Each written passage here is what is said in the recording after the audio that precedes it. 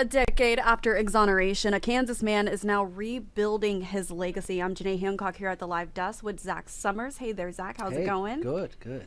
And welcome into another edition of Behind the Story, this time rooted in justice. Okay, Zac, so introduce us to Floyd Bledsoe.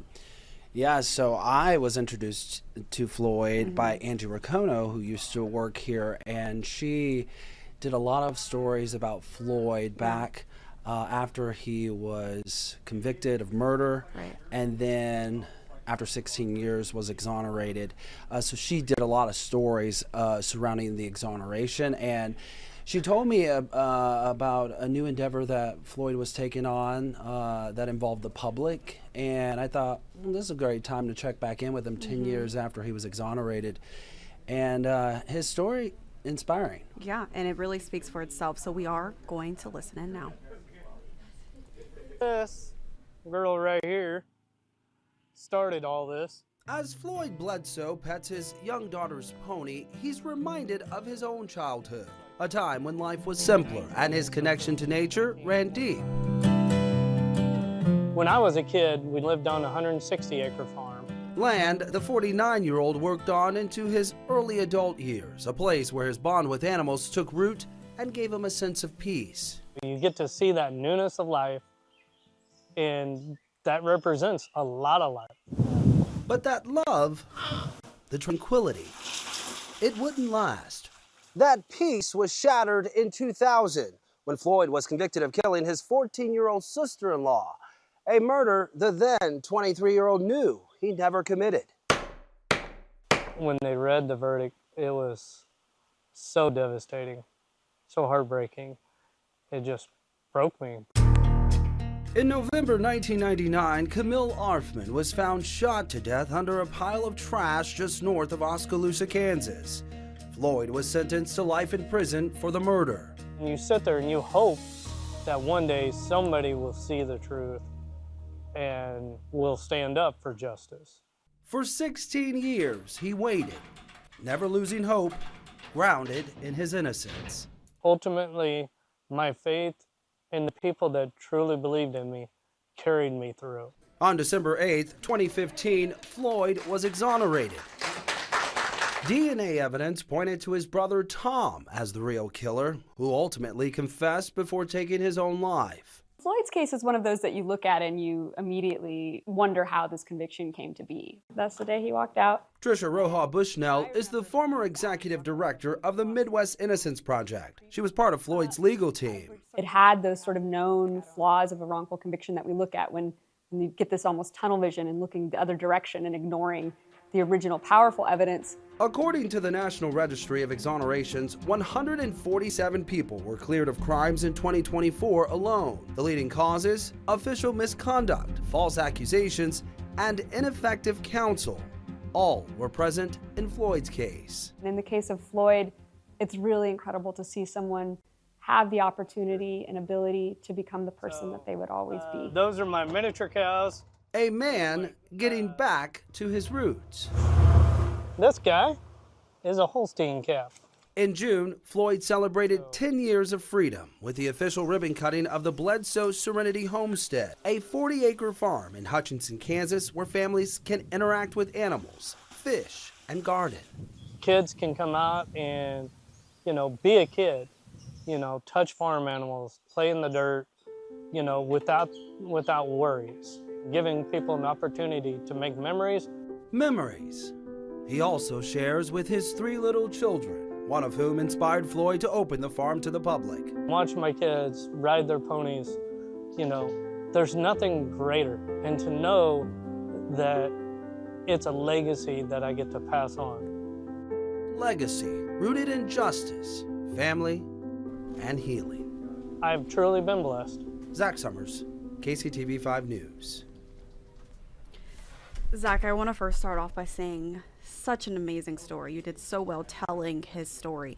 But I have so many questions. Yeah. I mean, he was obviously exonerated, Floyd was, but what evidence did they have to lock him up for 16 years? Well, if you talk to Trisha, who was a part of the legal team that helped get Floyd exonerated, she talks about how investigators had tunnel vision. They focused in on Floyd and they found things that led to a jury convicting him. Now, whether it was manufactured or not, I won't go into that, but you know, Tricia will tell you that the evidence pointed to Tom, Floyd's brother, but they ignored that evidence because they zeroed in on Floyd. And so, as far as his brother is concerned, who we're seeing here on our screen, or we were seeing, I mean, is there any resentment there? Is there kind of how was he feeling towards his brother, even though he's no longer living? Yeah, you know, I asked him that. I go, like, are you upset with him? Do you dislike him? Like, how do you feel about him? And you know, he told me there is no resentment. He is mostly broken by the fact that 2 lives were lost, Camille and then his brother, who ultimately took his life after it was revealed that he was in fact the perpetrator. And Tom even admitted to the fact. Right. So, you know, for 16 years he allowed his brother to sit in jail knowing that he's the one who did it. And when faced with the truth, he admitted it, leaving the admission behind in suicide notes that he left for his parents.